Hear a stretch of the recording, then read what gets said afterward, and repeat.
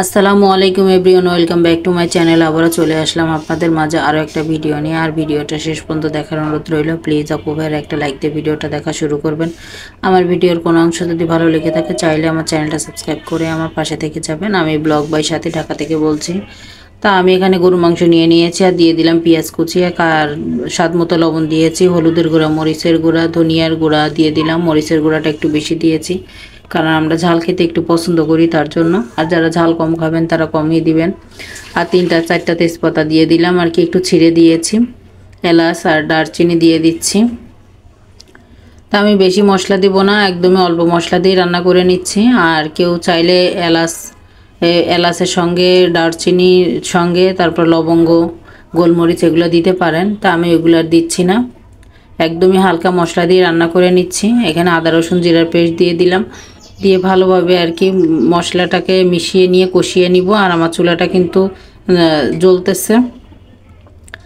তা আমি এই যে এখানে গরুর মাংসটা রান্না করে নিচ্ছি, আর আপনাদের মানে আমি যেভাবে রান্না করতেছি সেটা আপনাদের মাঝে শেয়ার করতেছি। আর আপনাদের যেভাবে ভালো লাগে সেভাবে রান্না করে নেবেন। তা আমি আজকে একটা ভিডিও ডাউনলোড করার জন্য বহুত চেষ্টা করেছি, কিন্তু ডাউনলোড আর করতে পারলাম না কারণ সেটা মুরগির মাংস ছিল।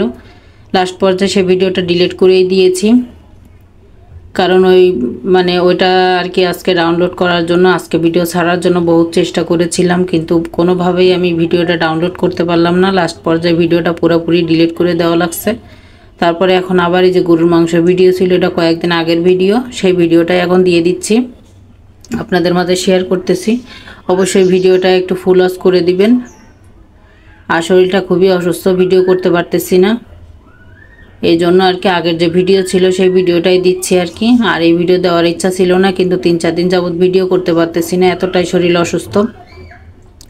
প্রচুর জ্বর আর মাথা ব্যথা তো আছেই, আগের থেকেই আমার মাথা ব্যথা আছে। তারপরে এই জ্বরের জন্য, ঠান্ডার জন্য আরও বেশি মাথা ব্যথা হয়েছে, প্রচুর ঠান্ডা লেগেছে, নাক দিয়ে সমানে পানি পড়তেছে।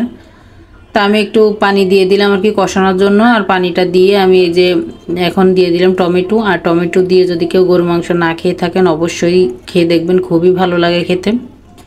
তা আমি এখানে দিয়ে দিব এই রসুন দিয়ে দিচ্ছি 4টা, আর আপনাদের পছন্দ মতো দিবেন। আর এখানে চুই ঝালও দিয়ে দিব, আর চুই ঝালটা অপশনাল, না দিলেও কোনো সমস্যা নেই। তা আমি যে কথা বলতেছিলাম আর কি, সে ভিডিওটা মানে খুবই সুন্দর করে এডিট করেছিলাম, আর ভিডিওটা খুবই সুন্দর হয়েছিল। ভয়েসও দিয়েছিলাম, কিন্তু ডাউনলোড তার করতেই পারলাম না। বহুত চেষ্টা করলাম, সারাদিন মনে হয় অনেকবারই চেষ্টা করেছি, ডাউনলোড করতে পারিনি। তারপরে সেটা বাদ দিয়ে ডিলিট করে দিয়ে এখন নতুন করে আবার এই ভিডিওটা এই যে এখন এডিট করে তারপরে এই যে আপনাদের মাঝে শেয়ার করলাম।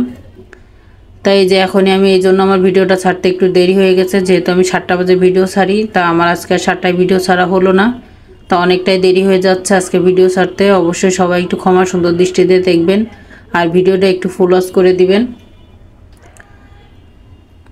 আর এই যে এখানে গরু মাংসটা দেখুন প্রায় কিন্তু কষানোর কাছাকাছি হয়ে গিয়েছে। তা আমি আবারও ঢেকে আমি ভালোভাবে কষিয়ে নিব। আর মাংস কি যে কোনো তরকারি কিন্তু কষানোর ভিতরেই স্বাদটা বাড়ে। তা দেখুন কালারটা কিন্তু খুব সুন্দর এসেছে। তাই আমি ভালোভাবে কষিয়ে নিচ্ছি, কথা বলতেও কষ্ট হচ্ছে আর কি, এজন্য মানে একটু থেমে থেমে কথা বলতেছি, মানে দম কাট হয়ে আসতেছে, আর নাক দিয়ে তো পানি পড়তেই আছে অটোমেটিক, এরকম অবস্থা।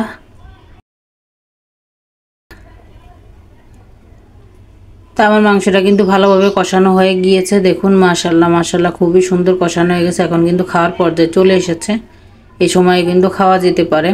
যারা কষানো মাংস খেতে পছন্দ করে তারা অবশ্যই কষানো মাংসটা আর কি খেতে পারবেন এই সময়টা। তা আমি রান্নার পানি দিয়ে দিচ্ছি এখন। তা আমার ছোটো মেয়েটা একটু ঝোল হলে একটু ভালো লাগে আর কি, ও একটু ঝোল খেতে পছন্দ করে, আমারও একটু ঝোল হলে ভালো লাগে। আর আমরা ঝোল ছাড়া ভাত খেতে পারি না, তার জন্য কষানো মাংসটা আর কি রাখলাম না, তো একটু ঝোল দিয়ে দিলাম। তা রান্নার পানিটা দিয়ে ভালোভাবে একটু নেড়ে নিচ্ছি, আর নেড়ে নিয়ে আমি রান্না করে নিব, একটু ঢেকে রান্না করব আর কি। তাই যে দেখুন মানে ঢাকনাটা আবার উঠিয়ে নিচ্ছি। আর এই পর্যায়ে কিন্তু আপনারা জিরা বাটা মানে ভেজে গুঁড়া করে সেই জিরাটাও দিতে পারেন, সেটা তো কিন্তু খেতে খুব ভালো লাগে। তা আমি আর জিরা বাটাটা দিলাম, মানে জিরার গুঁড়াটা আর কি দিলাম না।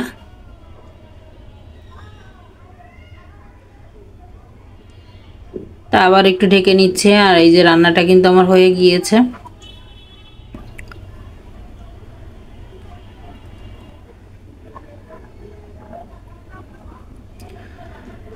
আর অবশ্যই আপনারা এভাবে রান্না করবেন, খেতে খুবই ভালো লাগে খেতে। আর আবারও আমি ঢেকে দিচ্ছি। আর আজকের মতো বিদায় নিচ্ছি। আল্লাহ হাফিজ। সবাই ভালো থাকবেন, সুস্থ থাকবেন, সাবধানে থাকবেন, কারণ এখন সবাই অসুস্থ হচ্ছে। আল্লাহ হাফিজ। আসসালামু আলাইকুম।